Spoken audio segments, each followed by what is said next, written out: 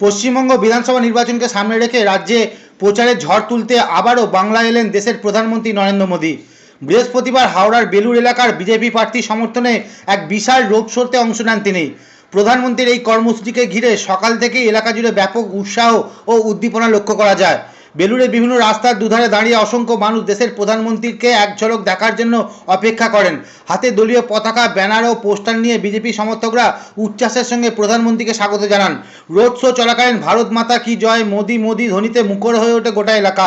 Road show চলাকালীন প্রধানমন্ত্রী সাধারণ মানুষের উদ্দেশ্যে হাত নাড়িয়ে শুভেচ্ছা জানান এবং বিজেপি প্রার্থীদের জয়ী করতে ভোট দেওয়ার আহ্বান জানান।